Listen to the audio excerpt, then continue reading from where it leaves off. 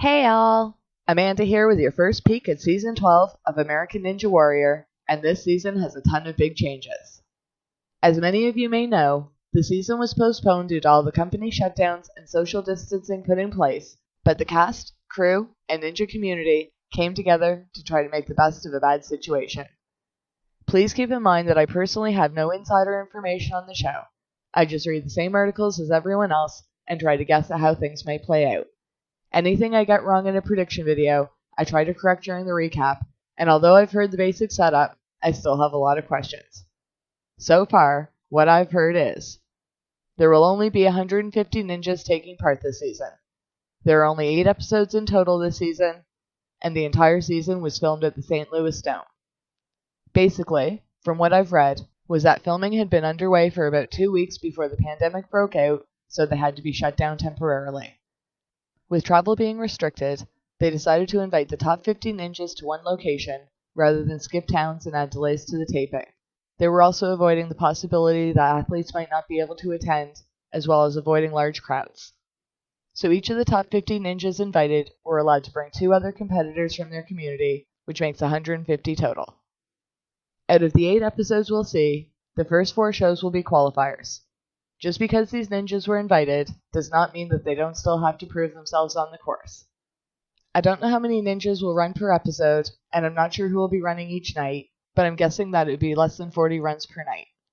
I'm sure the editors will still spend more time on human interest stories and cut runs while we were away, but regardless, only the top 12 fastest athletes will advance, including the top 3 women.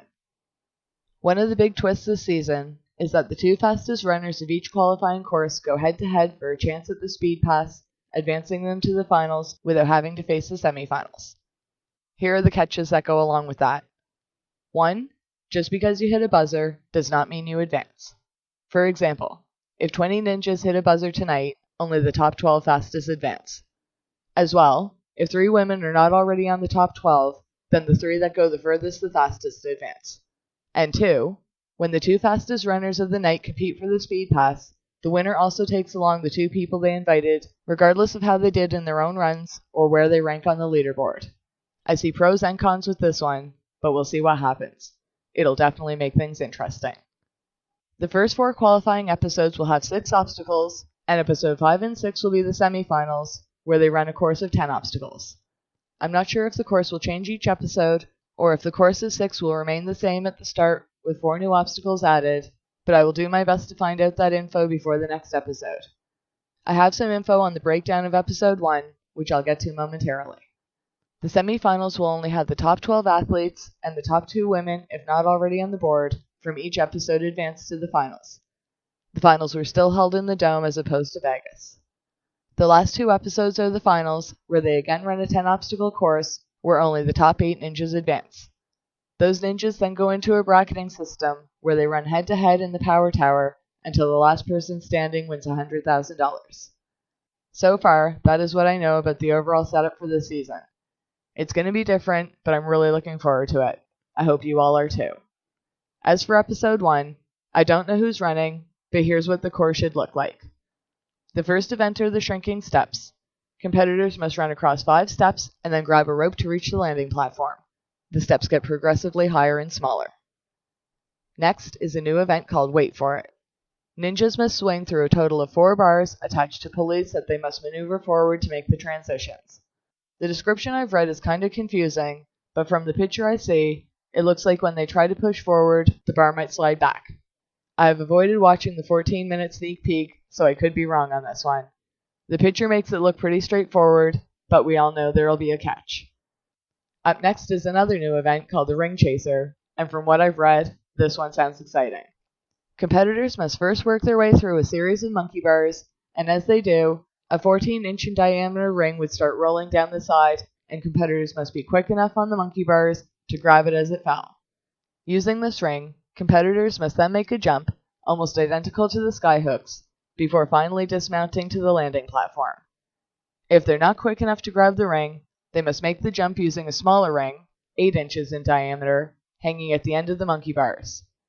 It has handles to hold onto, but this would make the jump harder as it requires more coordination and precision. I can't wait to see how athletes do on this one. The next obstacle is also new, and it's called the Rib Run. I was unable to get a picture of this event at the time of recording, but it seems that the event will be similar to the quintuple steps, except the landing platforms ninjas must jump across will now be rounded and attached to a pendulum. This one sounds tricky and could cause some surprising upsets. Next, we have the return of the Slingshot, where athletes jump a bar from cradle to cradle, I believe 8 in total, each in varying size, made out of bungee cord. And as always, lastly, we have the warped wall. It looks like the Mega Wall may be back in play this year, but I'm not sure how that would work. I'm thinking that if an athlete attempts the Mega Wall for the $10,000 prize, they realize that the shot at getting a fast time too will be on the line. It can be done, as we have seen in previous seasons, but only the top 12 are advancing this time, and hitting a buzzer does not ensure you are going to the finals. I'm also a little nervous at the speed pass allowing the winner to take along their friends. It would be great to see strong ninjas get a second chance, but it also means that possibly weaker athletes will be advancing. I don't think it takes away anyone else's spot, so it shouldn't matter, but again, it'll make things interesting. So I think that's the best I can do for a breakdown at this point. If I missed anything major, please let me know in the comments. I will bring you a recap, and hopefully we'll be able to provide more clarity then. I also know that there will be a lot of acknowledgement to many of the issues that seem to be predominant in the media lately, but regardless of your personal feelings on such issues, please remember the reason you found the show in the first place and why you keep coming back each year. It's a show about community and people striving their best to accomplish their goals. It's about cheering each other on and lifting each other up when you fall. I hope you all enjoy the show as much as I do, and that you get a chance to see your favorites in action. My flipper's already been confirmed as being there. So until next time, bye for now.